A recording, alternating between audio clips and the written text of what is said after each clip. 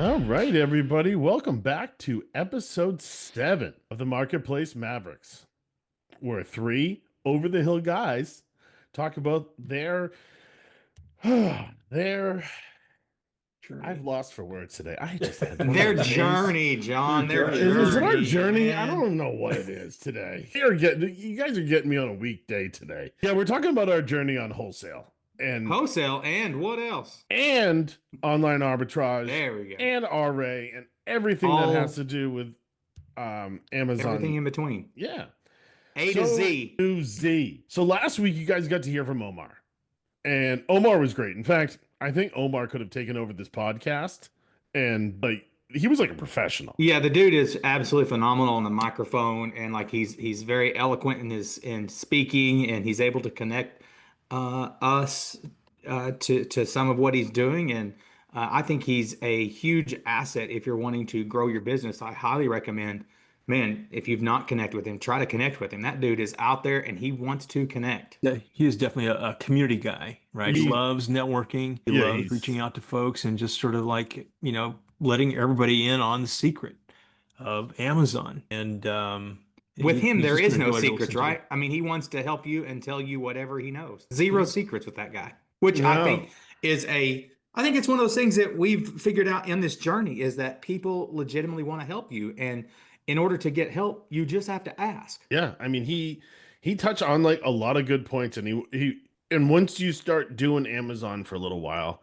and you learn how to get ungated and all the stuff we've talked about in our first, 2, 3 episodes, it really comes down to like the biggest thing, and that's capital. Yeah, that's a That big is thing for each one of us. that is capital. Starting with any business, it is capital. It takes money to make money. But Think one of of the things that you even mentioned last week, John, was the amount of capital it takes to do this business versus the amount of capital it takes to start your own business outside of Amazon, whether it's a brick and mortar, or a store of some sort. Like it's substantially less. yes, So the risk is so much less. so much less because all of your capital is inventory. It's all inventory. And you're going to sell the inventory. You might not make a ton on it. You might lose a little money. You might break even, but it's still just your inventory. You don't have to go out and buy 10 lawnmowers and now it's like, oh boy, I just bought 10 lawnmowers. Now I got to go out and find people's lawns to mow, and just hoping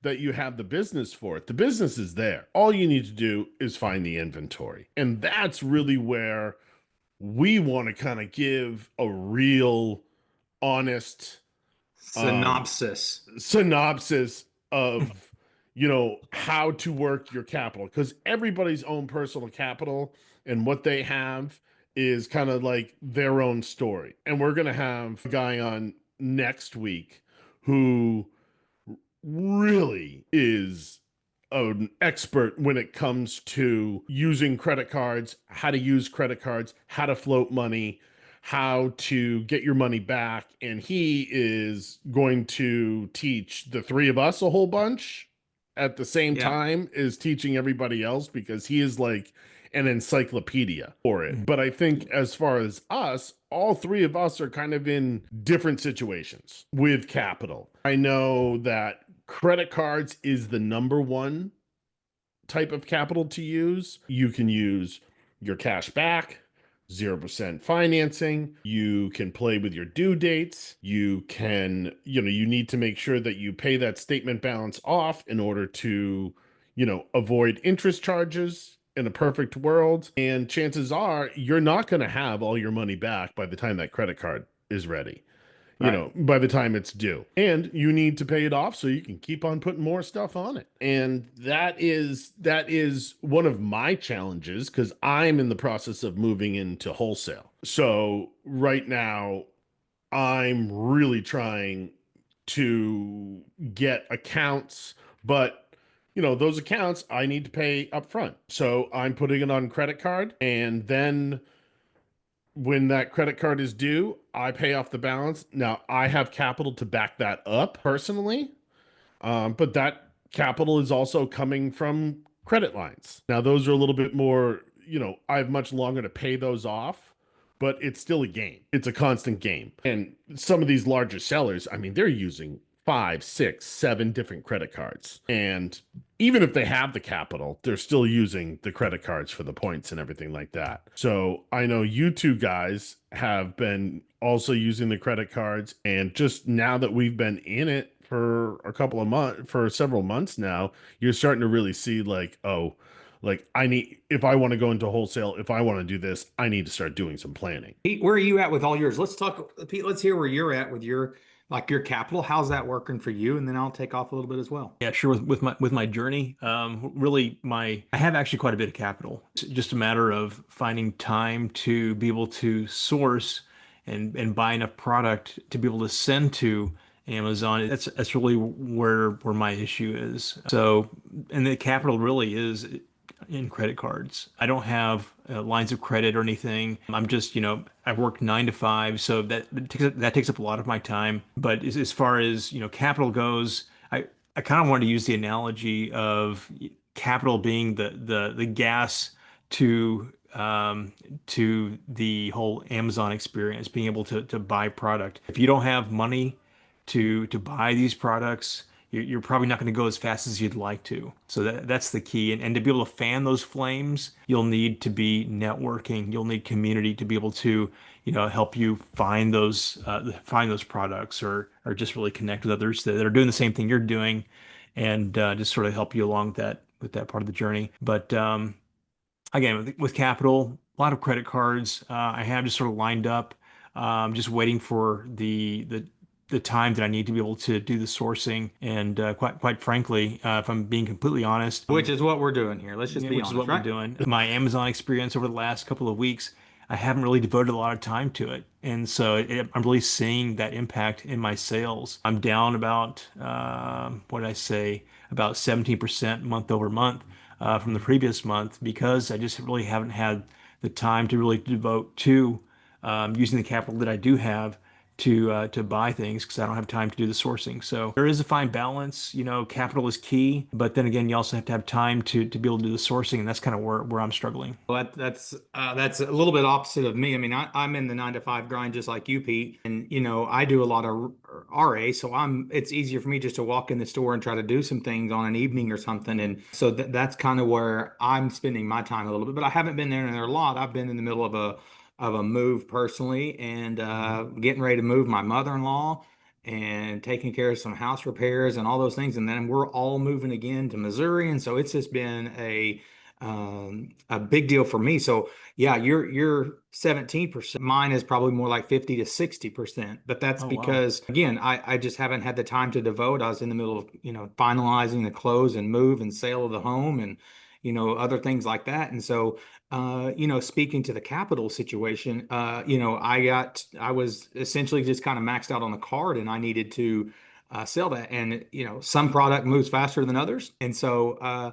I still have a lot in inventory, and it hasn't all sold. And some of that's risk that I took, and I realized that. And so, moving forward, I'll be taking better risk, if you will. And so, I actually was selling my home. I was able to pay off my credit card, but again, like I said, I'm going to be more strategic. Not that I was flippant with it, but I was taking smaller but more risk. And so that's what I did. And now I've been able to zero out my cards now. And I really only have one, but I had a personal that I started throwing some stuff on, trying to do some things. But I got all my stuff taken care of now. And now I'm looking to begin to move forward. Now it's gonna be a slow process. Again, my month of May sales was, I think, right about $6,000. So my previous month was $10,000. So I'm definitely down. It may have been a little bit more than that, but anyhow, I'm looking ahead, trying to look through the front windshield, because it's a lot bigger than that rear view, and just going to try to make headway and make,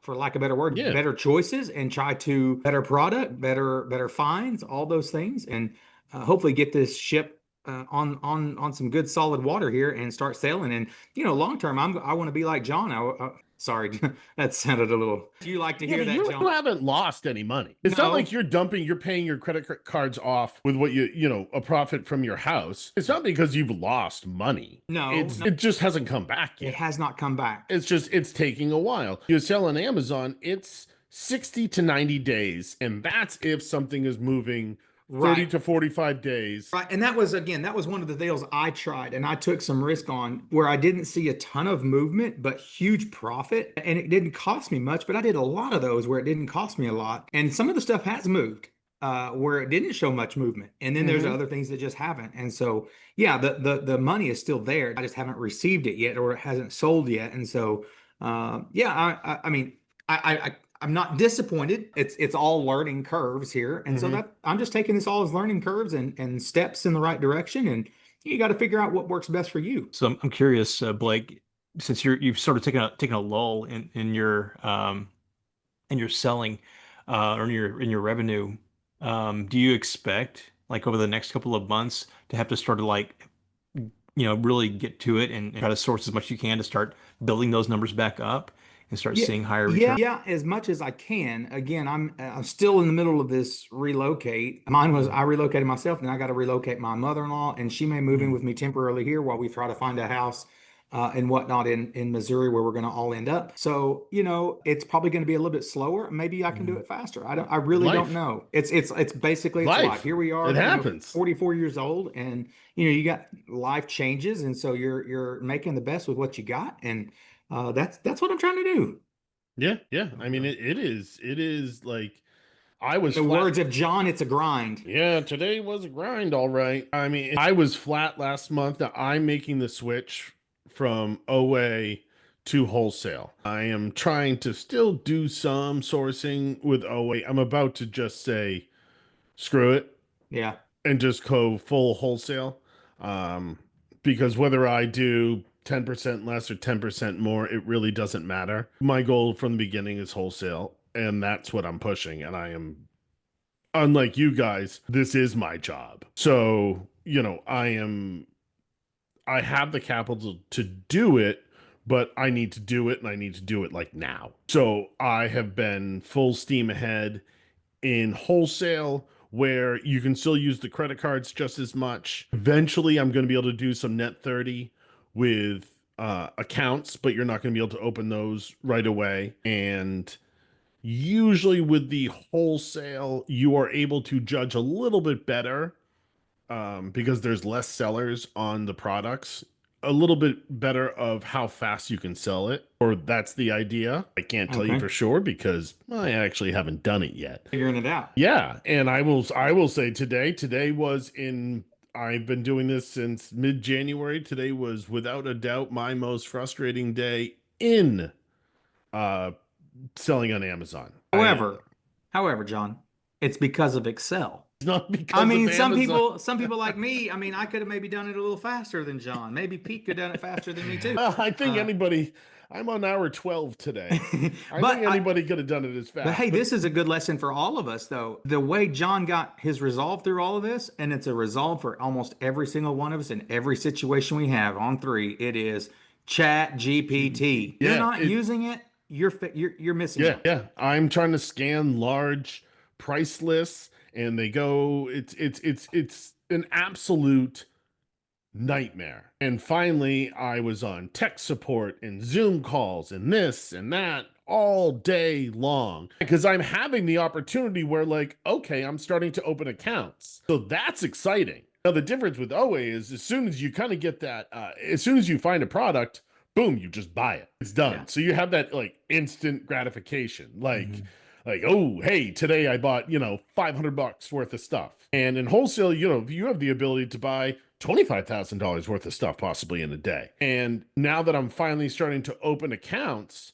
it's great. It feels good. But now it comes to the time where you're getting these large price lists because obviously I'm not ready to go brand direct yet. These large price lists, and you need to scrape them and source them through websites. And it's not that easy to do, and it just becomes so frustrating, and you just waste an entire day Yeah. on it. And I'm trying to do that at the same time. I had three different I was interviewing three different prep centers, and because I can't. A lot of times with wholesale, even if it's a test order and it's something small, they won't ship it to your house.